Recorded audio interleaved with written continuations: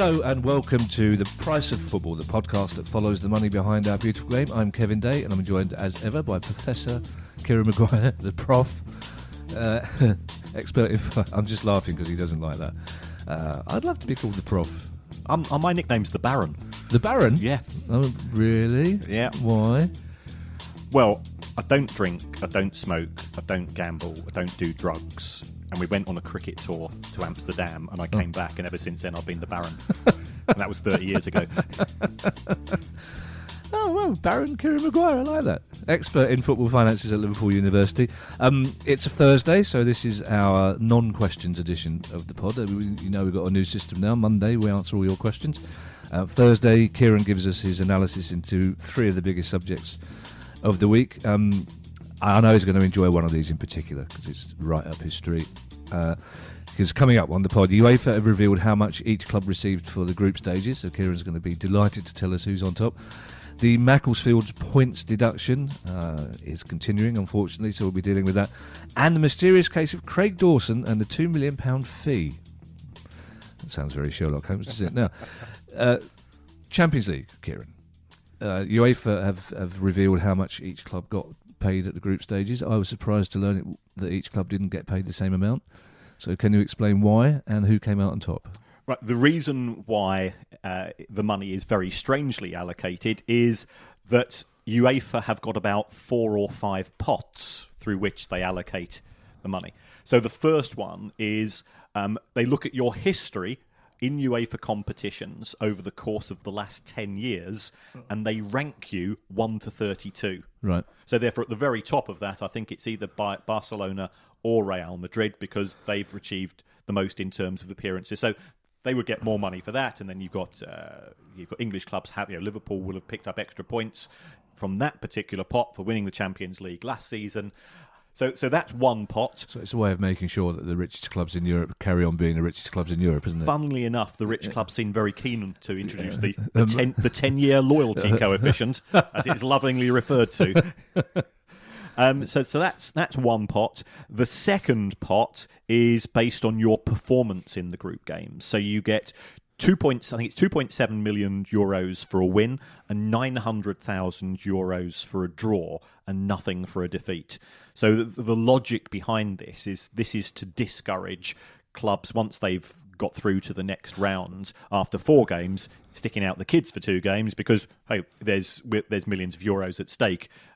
So that's pot number 2, and pot number 3 is based on how much your domestic broadcaster has paid for the UEFA rights. So English clubs do very well out of that pot because BT have paid more money than any other broadcaster in Europe. And also they just renewed those rights for a further 3 years at the same price. So there's still clearly value from BT's perspective of that money. And then I think you've got one final pot, which is based on where you finished domestically in your league the previous season. So in this particular... So if we think about what was the Premier League in 2018-19, first Manchester City, they got 40% of this final pot. Second, Liverpool, 30%. Third was Chelsea, was it Spurs? What's the logic behind that? Why would that affect your UEFA coefficient? They simply want to encourage winners. Is their viewpoint, and it's an extra bonus for winning your domestic league, which means that if you're Bayern Munich, then you're pretty much guaranteed extra money for the rich clubs. Has no one ever explained to UEFA that it would be easier and fairer just to divide the money up by 32 and give everybody the same amount of money? Oh, that has been pointed out, and I think that there are ongoing warfares within UEFA itself as to just how much the elite should get. But as we've discussed on many times on this podcast, the bigger clubs they rattle their chains and they say, well, if you don't go along with what we want, we will leave UEFA and we'll go and form our own little gang and play down our end of the street and keep all the money for ourselves. Well, this sounds like a cliche, but a lot of people use it. So essentially then we've got a Super League already, haven't we, in all but name? Well, we do, because if you take a look at the 16 clubs who are in the knockout phase, of the Champions League, they are all from the big five leagues. It's England, Spain, Italy, Germany, and France. And that's the first time that's happened. I suspect it's not going to be the last. And when the new format for the Champions League comes into play in 2024, and it's looking even crazier than normal now, that you're going to play 10 fixtures against different opponents in a 32. I think it's a 32 club league, and then the top 16 clubs in that league go through to the knockouts, and the net 8 of them in position 17 to 24 drop down into the Europa League, and then I think numbers 25 to 32 will go into the third new UEFA competition. It's just nuts. But the rationale behind that is that the big clubs want to pay, or they want to play more fixtures which are seen across the whole of Europe because those are more lucrative. Yeah, surely more. But doesn't that mean more scope for more meaningless fixtures? Well, I think I'm inclined to agree with you. How they're going to arrange the fixtures themselves, because you're only playing 10 clubs out of 32. So presumably you won't just be playing the top clubs, though, either, will you? Not until the knockout rounds. Well, see, I hated it. I mean, I could just about see their logic. I didn't agree with it. I hated it when they said, remember those days when it used to be a cup competition? We're both old enough to remember that. It used to be the European Cup, it used to be a knockout. I could see the logic of the top clubs then saying, well, yeah, hang on, we could be knocked out in the first round. That can't happen. But this, I get the Champions League, but that's so complicated. That's ludicrous. It's all to do with maximising financial returns for bigger clubs. But do you know what? I think we should just every week on the pod, you just say that, and that pretty much answers the questions to every. Well, how much did English clubs get? Well, of the English clubs, Liverpool didn't do the best. It was Chelsea. Really? Chelsea made 65 million because I think actually they had the best results. Oh, okay. Liverpool didn't win all of their games. Uh-huh. So Chelsea made 65 million, Manchester City 64, Liverpool 62, and Spurs 50. Now, it's an indication of how inflated I think football finances are. I was expecting those figures to be much bigger. So what sort of proportion of their annual income is that for a club like Tottenham? Is that a huge amount? Well, remember, these are only the group games. They've still got all the knockout games. Of course. And that's just the prize money, so that won't include the matchday revenue from selling out the new Spurs ground. So there will be monies to add on to that. Spurs revenue last season, I will estimate, is probably around about the 350 to 400 million mark. Oh, so it's a big old chunk. It's a good 10% at least. So Man United, Arsenal missing out, and potentially in seasons to come could be in whatever they call the thing that's not the Europa League, the one beneath the Europa League. How much is that going to affect them? How many seasons can Arsenal and Man United afford not to be in the Champions League? Well, we said that the four clubs in the Champions League were getting between 50 to 60 million. Manchester United got 10 million from the Europa League group games, and Arsenal they effectively got the same.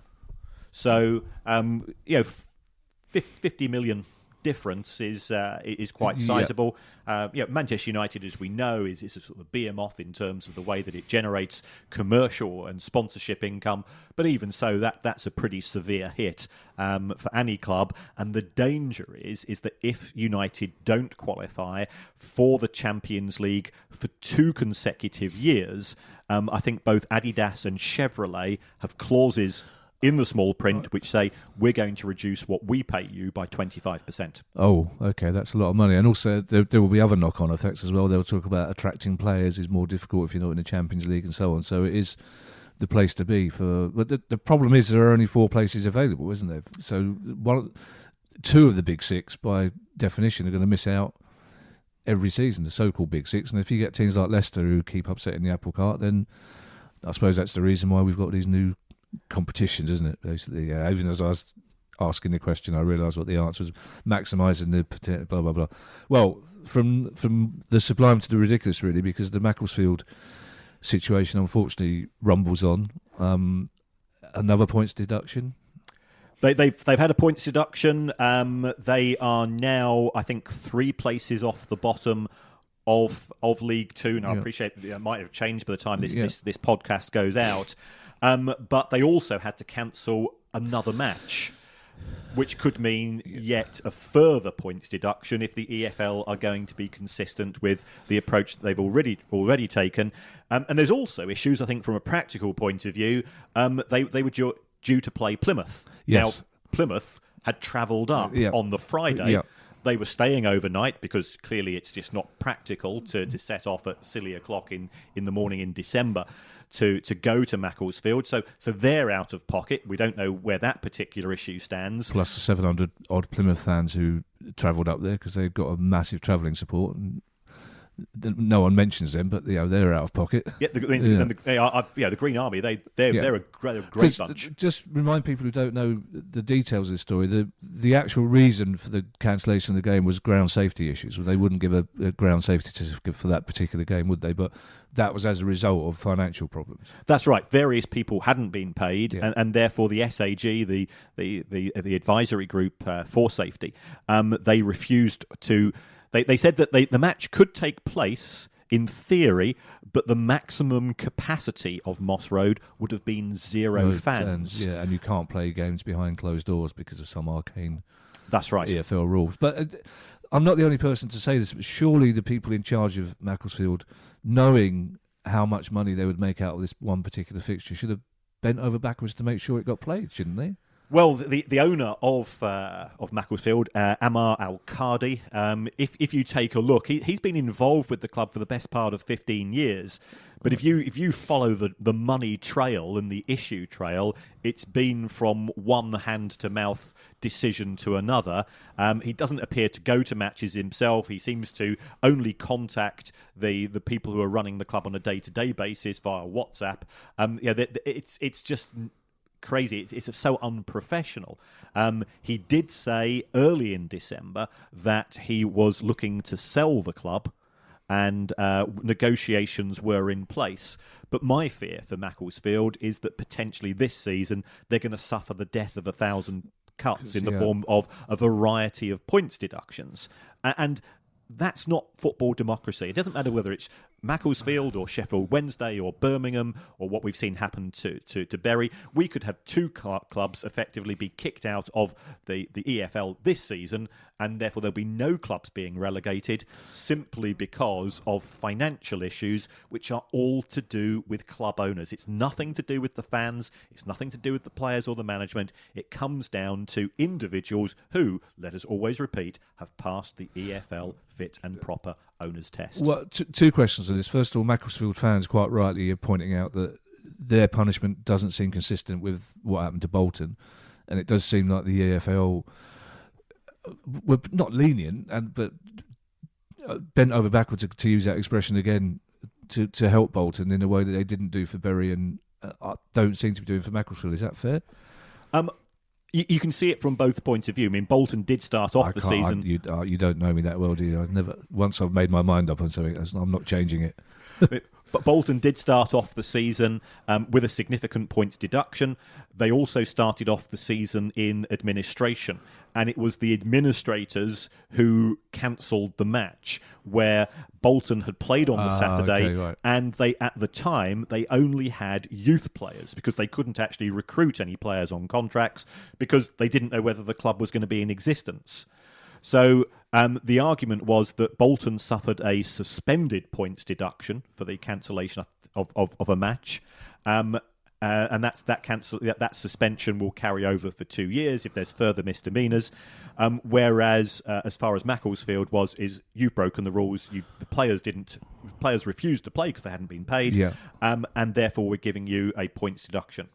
Well, now, my final question, and again, this doesn't seem to have been mentioned that much. Where does Sol Campbell fit into all this? Because to an outsider, it seems a similar situation to Terry Venables and Palace the second time we nearly went under, because he was demanding unpaid wages, bonuses, etc. And it seems that Sol Campbell is pretty much doing the same thing from Macclesfield, isn't he? Well, by the looks of it, Sol Campbell wasn't paid for a number of months. Right. I think he was entitled to a significant bonus Right. because when he took over Macclesfield, they were rooted to the bottom of League and he Two, kept- and the club certainly responded to his management, his management skills. So he has put in a claim. I think it's for around about 240 grand, which clearly is sizable sum of money for a club the size of Macclesfield. Does he need the money? I don't know his personal circumstances. My view is if you do a job and you agree a fee, you're entitled to be paid for it. I do agree with that, but on the other hand, it's not a good look, is it, for Sol Campbell? If you seem to be the person responsible, that's how it was sold. That if Sol Campbell was gracious enough to take a cut in that, or to ask for nothing at all, he would become even more of a hero to Macclesfield fans than he was. And if he doesn't, and as you say, he's perfectly entitled not to, he will become the villain of the piece very quickly, when the real villain is the chap that you mentioned who's been in charge for 15 years and has been robbing Peter to pay Paul all along. I agree with you entirely. Yeah. Sol's he's done the job. He has delivered. He's entitled to feel peeved because his beef isn't with Macclesfield Town Football Club. It is with the owner. Yeah. And by all accounts now, HMRC, they have a winding up order in respect of the club as well. So this is just going to be kicked down the road for another month or two, and it's not going to be the last we hear of Macclesfield and financial troubles until a new owner comes in. Well, let's hope that happens, and let's hope that he passes the fit and proper persons test as well, because we know how important that is in the EFL. The final question this week, and again, it's a bit of we all like a bit of mystery this time of year, Christmas, New Year. Everyone likes a ghost story and a mystery. And tell us about the Craig Dawson Watford to West Brom saga and the missing, in inverted commas, £2 million. Well, Craig Dawson signed for Watford from West Brom. I don't think it was a particularly big fee. He's played quite well for Watford. And we've discussed before that these days, for many big transfer fees, they are paid in instalments. And such was the case with this. So £2 million was due to be paid by Watford to West Brom in 2021. So that's, on the face of it, seems, well, we're talking peanuts. Yes. Given that Watford generate £130 million a year. So that did seem a little bit strange. And then something pinged into my nerdy inbox, which said that West Brom have cashed in that £2 million by selling it to a bank. So they've effectively gone to a bank and say, look, we've got a £2 million IOU from Watford. We need the money, and the bank's given them the money, and the bank's going to be charging interest. So they've amortised it, have they? They've discount factored it. Oh, now I thought I was going to really impress you then. What's amortising then? I thought that's what you explained that to me. I thought that's what that was, cashing in, selling it to a bank. Amortisation is how the silver-tongued accountants deal with transfer fees. Oh, so right. If Aaron Wan-Bissaka went from Palace to Manchester United on a 5-year deal for £45 million, so how do you work that out as a cost? You take 45, divide that by the life of the contract, so the cost to Manchester United each year works out as £9 million a year. Right. Okay. So that's how they deal with it in the accounts. Right. So they've discount factored this then. Yeah. So what they've done is West Brom had literally sitting in a drawer. Here's an IOU from Watford for £2 million. Now, West Brom's owners are Chinese, and they've said, we're not willing to put more money into the club. Oh, okay. But we are top of the championship. Yeah. So they want to go up, and we need that £2 million now. So they've gone along to a bank and said, look, Watford, they're going to pay us. Will you give us the money straight away? But it then turns out that the banks wanted interest on this, and Watford are paying the interest to the banks. So it's all getting really confusing over what is not a huge sum of money. I think, well, surely Watford are looking okay. So then I went to look at the Watford accounts, and I hadn't really spotted this when they came out.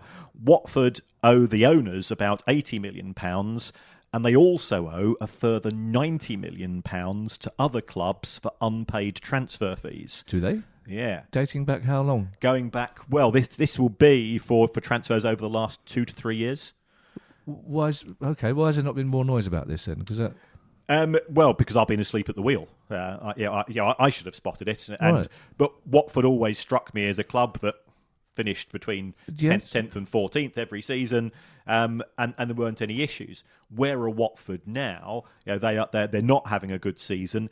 If they get relegated, you can see issues arising in that they owe large sums of monies to other clubs for outstanding transfers, and they owe a large sum of money to I think it's the Pozzo family from Italy, who've put money into the club as well. So I'm a little bit concerned about the state of their finances, because if they can't pay West Brom £2 million, that's a red flag to me, because that's small beer by Premier League standards. I'm almost regretting the light-hearted way in which I introduced this story now, because it's taken a darker turn. I mean, for a start, it's a shame when we're referring to £2 million as peanuts, but it is in general terms, especially in the Premier League. But do other clubs know it? Why are other clubs still selling Watford players if they know that they're not paying, that they haven't paid other clubs? Because that's 90 million is a lot, plus 80 million.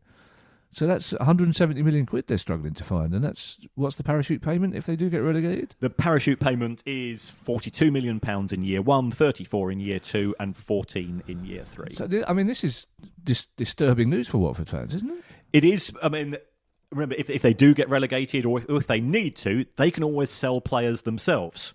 So they sold Richarlison for 50 million. They've got Delafeo, and they've got some other players who are quite attractive. So that's the first thing that tends to happen when a club gets relegated, unless they've got the billionaires owners such as Stoke who can effectively just write out blank cheques. You tend to have a fire sale of players when you drop into the Championship of your best talent. And in this situation, do the owners of a club, will they be wanting that money paid back if they own the club? This is why I find it hard to differentiate, because you kind of think, well, surely they're the same. Watford and the owners are the same, aren't they, essentially? But clearly not. They're two distinct corporations, essentially. So why would the owners of a club financially endanger the club itself unless they decide they want nothing more to do with it, they want to buy another club and they want the money back? Well, I don't think they would get the money back, because Watford simply don't have the cash to pay it back to them. I think what is more disturbing is that Watford didn't appear to have as much cash as we all thought when it came to paying for instalments on existing transfer fees, and then this strange thing occurred in respect of Dawson.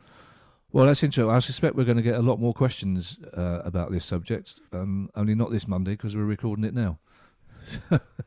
Unless the listeners are very, very clever, the Monday after that we'll be getting a question. So don't forget, we do 2 pods a week now. So today has been our roundup of the week's big stories and analysis. Ending on that, I don't often get to say this, but we're ending on a genuine bombshell and definitely a story to watch. Monday is our questions day, so get your questions into priceoffootball.com. It's Adapt It production, and as ever, leave us that review wherever you can. There's more than one of you need to do it, apparently. Guy, the producers, I'm taking this too lightheartedly, this appeal. I should up it from appeal to plea. Grovel. I'm not grovelling. But we're doing well. I don't see why we should have to ask. Yeah, we're doing all right for ourselves. This pod's doing well. I don't see why I should have to beg people for good reviews. We're getting enough of them as it is. But apparently, all Guy ever says to me, it's the algorithms. And he gives me a look that indicates I shouldn't ask any further questions. So for the sake of Guy's algorithms, please leave a good review. It'd be ironic if I'm pleading for these reviews and we get some really bad reviews. So please leave good reviews. And we'll see you again on Monday. The price of football. Cheerio.